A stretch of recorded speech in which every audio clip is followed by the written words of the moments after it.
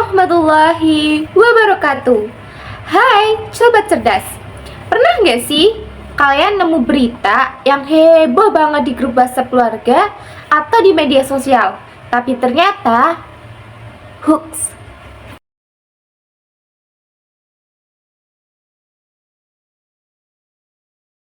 Nah, di video kali ini kita bakal bahas tuntas tentang disinformasi dan hoax.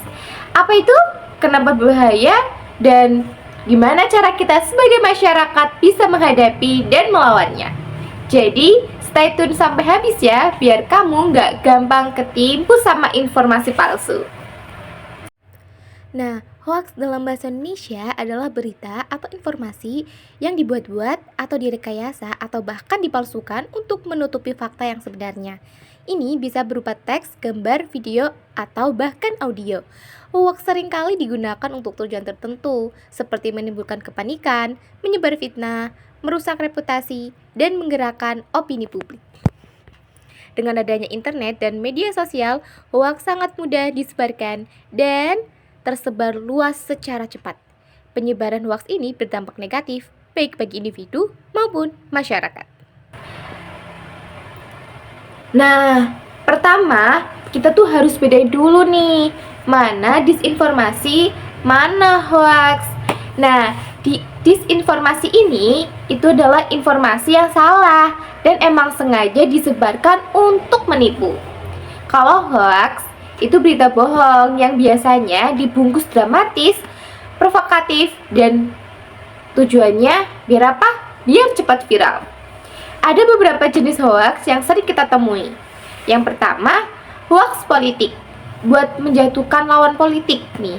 Biasanya kayak gitu. Yang kedua, hoax kesehatan, contohnya soal vaksin palsu. Yang ketiga, hoax bencana, kayak video gempa bumi lama yang disebar saat ada bencana baru. Dan ada hoax agama dan sosial yang biasanya nih menyulut konflik nih.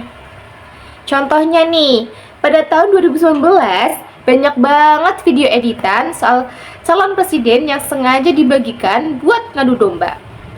Ada juga hoax soal vaksin COVID-19 yang katanya bisa bikin magnetan, padahal sudah terbukti itu cuma mitos, guys.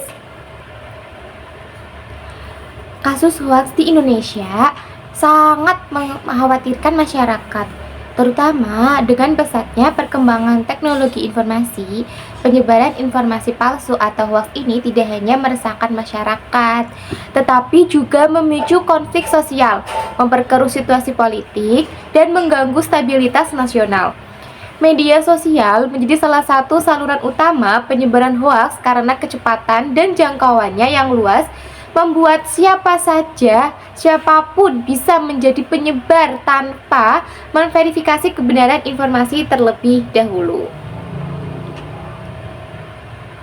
Salah satu contoh kasus hoaks yang cukup menonjol nih terjadi pada masa pemilu 2019, di mana banyak informasi bohong tersebar luas untuk menyerang calon-calon tertentu.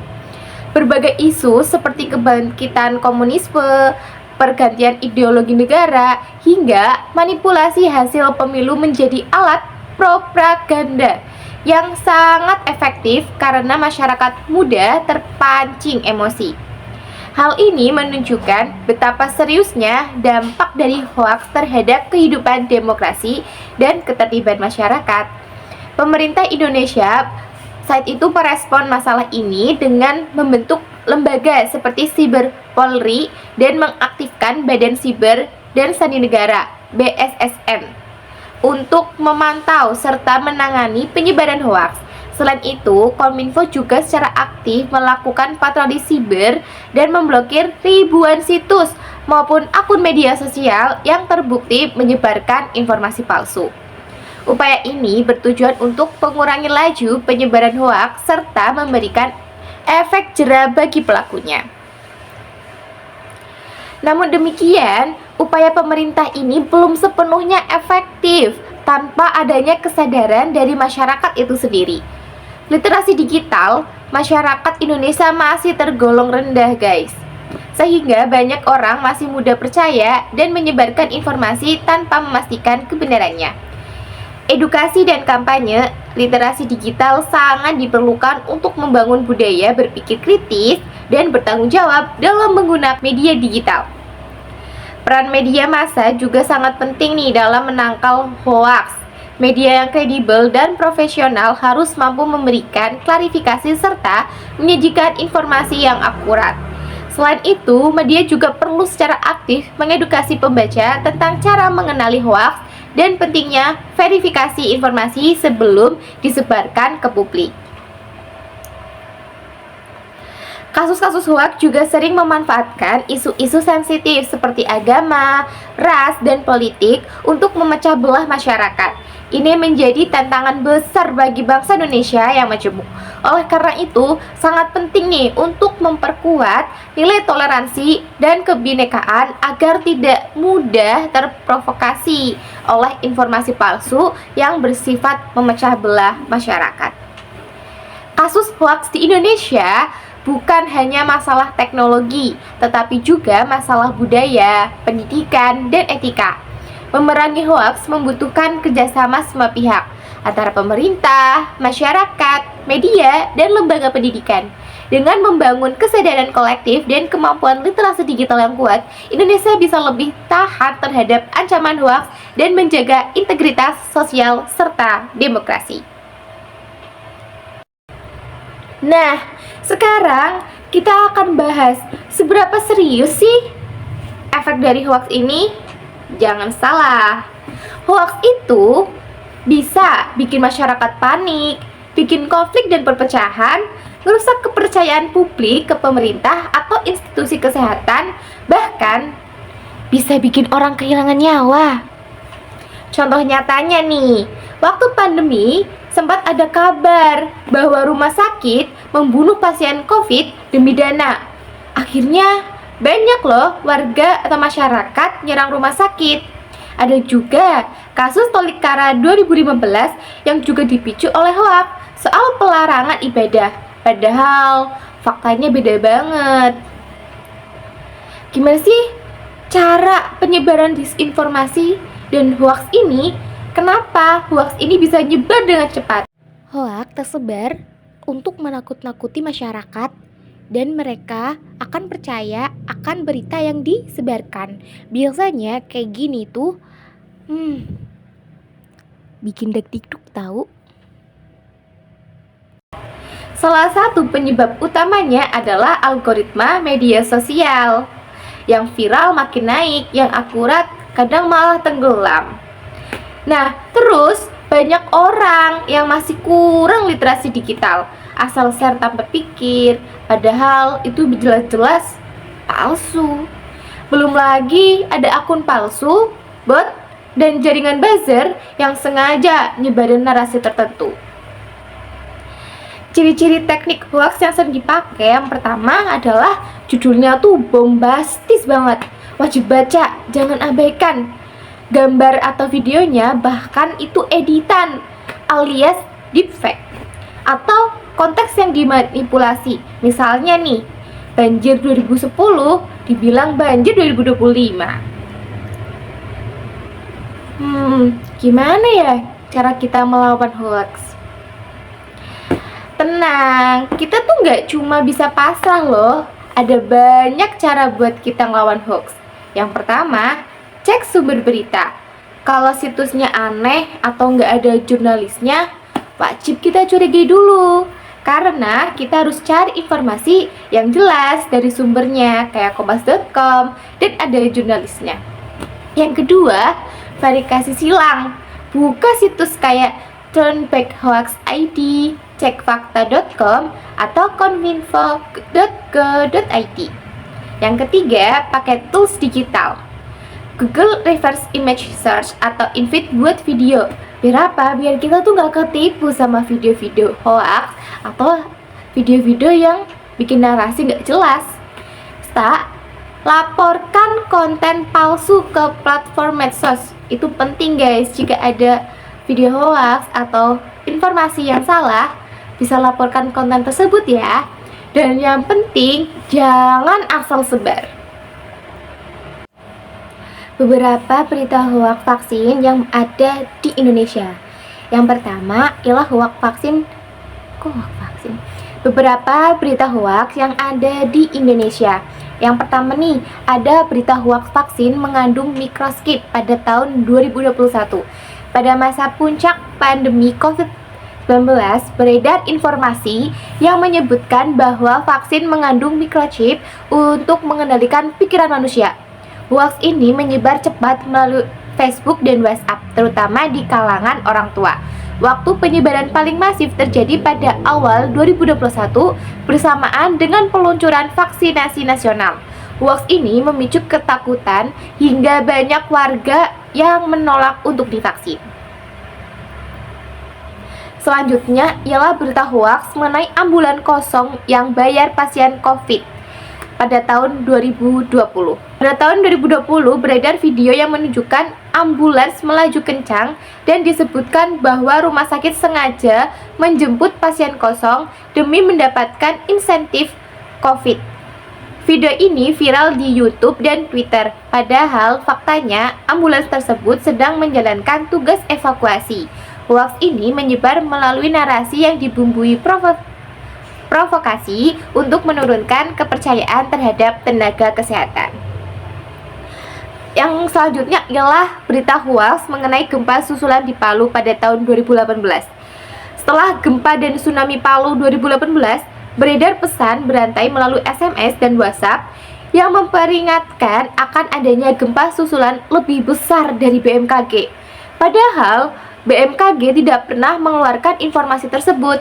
Hoaks ini menambah kepanikan warga yang sedang trauma. Waktu penyebaran terjadi hanya beberapa jam setelah gempa utama terjadi. Selanjutnya ialah hoaks Tolikara melarang sholat Id pada 2015. Saat Idul Fitri 2015, beredar kabar bahwa masyarakat Kristen di Tolikara, Papua melarang umat Islam melaksanakan sholat Id. Berita ini menyebar luas lewat media online dan Facebook loh. Faktanya, konflik yang terjadi bersifat lokal dan dipicu kesalahpahaman, bukan larangan agama. Penyebaran hoaks ini menyebabkan sentimen SARA meningkat tajam pada saat itu. Selanjutnya ada berita hoaks mengenai uang baru yang bisa di-scan chip pada 2016.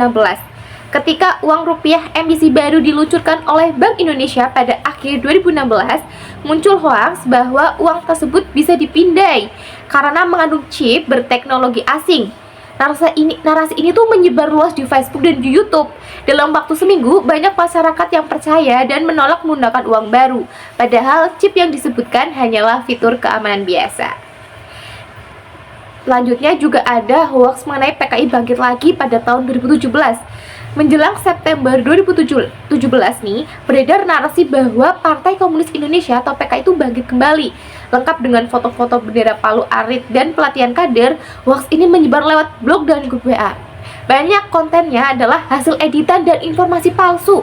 Waktu penyebaran terjadi mendekati peringatan 30S PKI, sehingga menimbulkan keresahan. Padahal itu hoaks sih guys. Nah, selanjutnya ada hoaks imigran Cina datang untuk mengambil pekerjaan pada tahun 2019.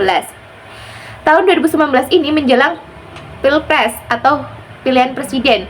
Hoaks ini mengenai jutaan imigran Cina yang masuk ke Indonesia dan akan mengambil alih lapangan pekerjaan ramai beredar.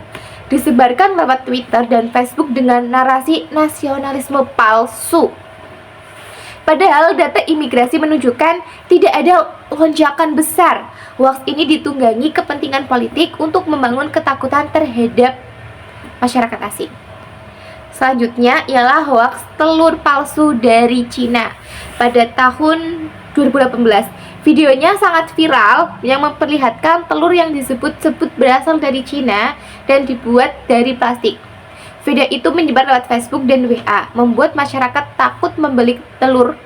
Setelah ditelusuri nih, video itu berasal dari luar negeri dan tidak ada bukti adanya telur palsu di pasar Indonesia. Hoaks ini sangat merugikan pedagang telur lokal loh guys. Selanjutnya ialah ada hoaks pesan WhatsApp bagi pulsa dan data gratis pada tahun 2022.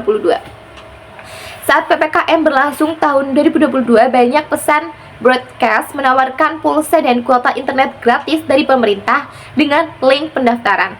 Hoax ini menyebar masif via WA, Instagram, dan Telegram.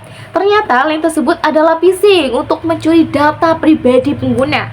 Waktu penyebaran terjadi bersama dengan program bantuan kuota belajar dari Kemendikbud. Yang terakhir itu ada hoax operasi organ oleh geng mobil hitam pada tahun 2023.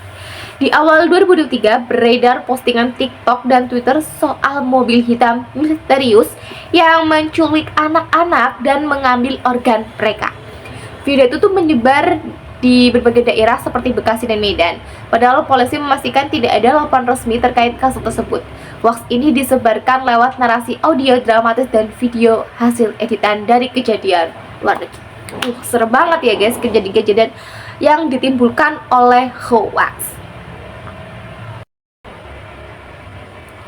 Untuk masyarakat luas, edukasi bisa dimulai dari pelatihan di sekolah, kampus, hingga pengajian atau majelis taklim. Gerakan cek dulu sebelum sebar di lingkungan RT juga bisa loh diajarkan. Ajak keluarga, terutama orang tua yang rentan kena hoax, buat lebih bijak terima info. Karena orang tua itu adalah sasaran empuk untuk penyebaran hoax. Jadi, hoax itu tuh nyata dan bahaya banget. Tapi, kita bisa kok jadi bagian dari solusi. Ingat, jangan jadi penyebar kebohongan, jadilah penyari informasi. Gunakan jempolmu untuk menyebar kebenaran, bukan kepanikan. Kalau kamu pernah nemu hoax dan berhasil membongkarnya, ceritain dong di kolom komentar. Sampai ketemu di video selanjutnya. Dah.